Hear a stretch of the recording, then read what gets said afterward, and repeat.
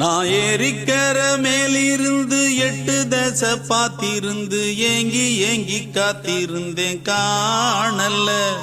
மணி 7 8 ஆன பின்னும் ஊரடங்கி போன பின்னும் சோறு தண்ணி வேணும் இன்னு தோணல்ல. என் தெம்மாங்கு பாட்ட கேட்டு தென்காத்து ஓடி வந்து தூதாக போக வேணும் அக்கறையில்.